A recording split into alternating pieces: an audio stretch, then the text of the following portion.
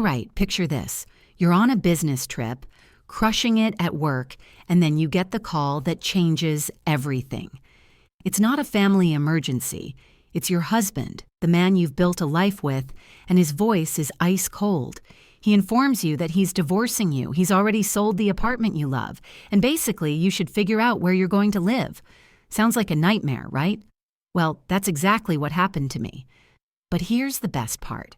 He didn't know one tiny, crucial detail that he'd overlooked. A detail that was about to turn his smug victory into his own personal nightmare. Stick around, and I'll tell you exactly how I flipped the script on my soon-to-be ex and took back everything that was mine. The conference room buzzed with chatter as I glanced at my phone. The screen lit up with an incoming call from Jake. I stepped out into the hallway expecting the usual small talk. "How's the trip? When will you be home?" Instead, Jake's voice came through, cold and smug. "I'm divorcing you," he said, his tone almost triumphant. "I've already sold the apartment, so you'll need to figure out where you're going to live. Enjoy that." For a moment, I couldn't breathe. The audacity of it. The complete lack of remorse. It was almost laughable. My hand tightened around the phone as his words sunk in. "You sold the apartment?" I asked, keeping my voice steady. "Yeah," he said with a dry laugh. "Ashley and I need the money to set up our life together. She deserves better than a tiny place like that anyway." Ashley. The name stung, though I'd suspected for months that there was someone else. Jake's late nights, his sudden work trips, and the mounting distance between us all pointed to a third party. But to hear him speak her name so casually, as if I were the intruder in their life, lit a fire in my chest. "Sounds good," I replied evenly. There was no way I was giving him the satisfaction of hearing me crack. "My name is Maya, and up until that phone call, I thought I'd married a man I could trust. Jake and I had been together for 6 years, and while things hadn't always been perfect, I'd believed in our partnership. We'd worked hard to buy our apartment, a cozy 2-bedroom in the city that I'd fallen in love with the moment I saw it. It wasn't just a home, it was a symbol of everything we'd built together, or at least, that's what I'd thought. Looking back, there had been signs, small cracks in the foundation I'd ignored. Jake's dismissive attitude whenever I asked about finances, his tendency to brush off my concerns with a charming smile and a quick kiss. I'd always assumed his confidence came from knowing what he was doing. Now I realized it came from knowing he could manipulate me. The rest of the day passed in a blur. I sat through client meetings, nodding at all the right moments while my mind raced. Jake thought he'd won. He thought he could pull the rug out from under me, sell the home I'd worked so hard for, and walk away scot-free. But there was one crucial detail he didn't know. The apartment deed had been in my name alone for months. I'd had it transferred after we refinanced earlier in the year, a move Jake had agreed to without much thought because it meant a lower interest rate. He'd never bothered to ask about the details or read the paperwork he'd signed. His carelessness was going to be his undoing. By the time I returned to my hotel room that evening, my shock had turned into resolve. I wasn't going to cry or beg. Jake wanted a fight? Fine. But this was a fight I was going to win. The first call I made was to Chloe, my lawyer and longtime friend. I laid out the situation in painstaking detail, my voice calm even as my pulse raced. "He sold the apartment?" she repeated, incredulous. "Does he even realize that he can't do that without your consent?"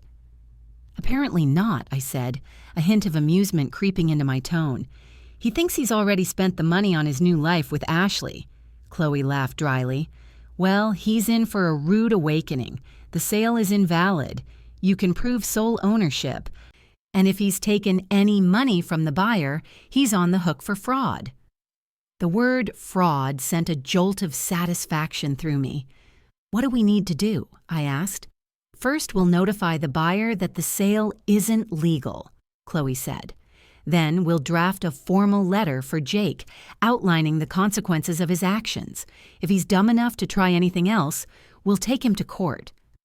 As I hung up, I felt a strange sense of calm settle over me.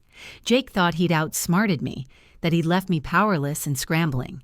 But in reality, he'd just set himself up for the ultimate humiliation. I spent the rest of the trip focusing on my work, compartmentalizing my emotions and channeling my energy into the task ahead. The betrayal hurt, but the prospect of reclaiming my life and watching Jake's smugness crumble gave me a sense of purpose I hadn't felt in months.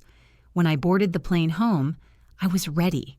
Ready to face Jake, ready to dismantle his lies, and ready to start a new chapter without him.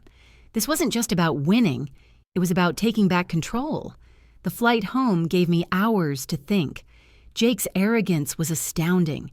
He hadn't even tried to hide his betrayal, as if I was just another obstacle to bulldoze. But instead of spiraling into anger, I focused on my game plan. As the plane touched down, my first call was to Chloe.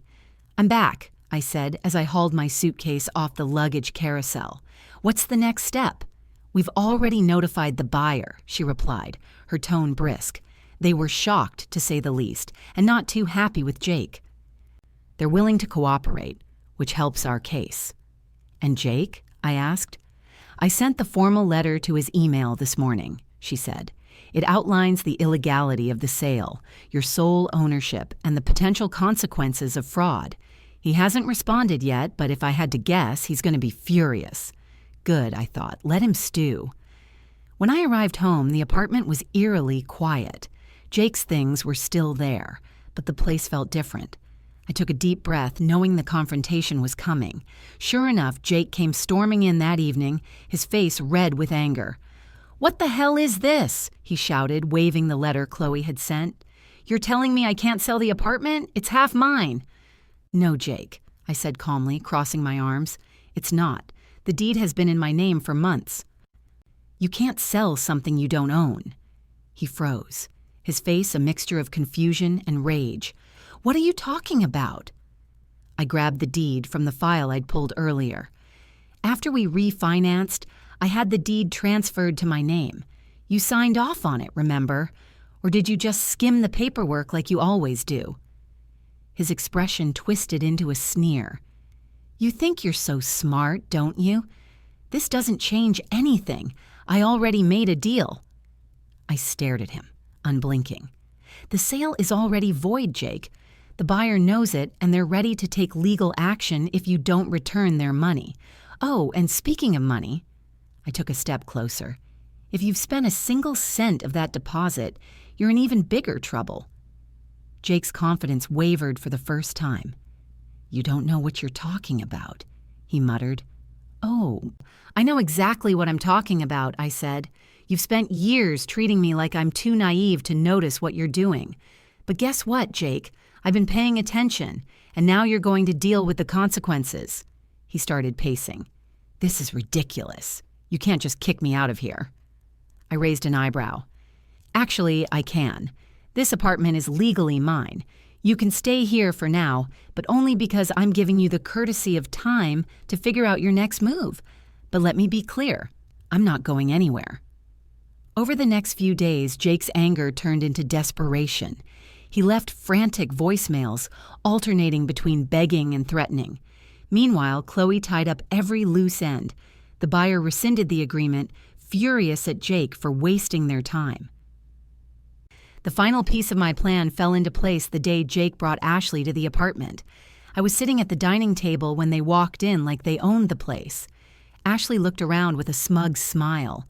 Her arm looped through Jake's. "So, this is where we're staying," she said, her voice dripping with entitlement.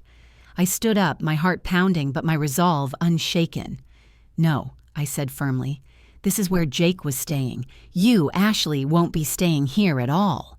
Her smile faltered. She glanced at Jake, who looked equally stunned. "What is this?" he demanded. "This," I said, gesturing to the apartment, "is my home. Not yours, not hers. And certainly not a hotel for you to shack up in after stabbing me in the back." Jake looked like he was about to explode. "You can't do this. You're being unreasonable." "No, Jake. What's unreasonable is thinking you could sell my home, walk away with the money, and expect me to just roll over. You're lucky I haven't filed criminal charges. Yet. Ashley glanced at Jake, her perfectly manicured hand tightening on her purse. Wait, what's she talking about? She asked, her tone sharp. You said this was your apartment, that you sold it. He flinched. It's complicated. I'll handle it. Oh, it's not complicated, I said, stepping closer. He tried to sell an apartment that doesn't belong to him. That sale is void, Jake, and as of right now, you don't have a leg to stand on. Ashley's composure cracked. You mean the money you told me you had? Her voice rose. Oh my God, did you lie about that too? Ashley, let me explain, Jake started. No, I cut him off. Let me explain. Jake tried to sell the apartment behind my back, thinking he could pocket the money and leave me with nothing. What he didn't know is that I had the deed transferred to my name months ago, so not only did he fail to sell it, but he also committed fraud by pretending he could.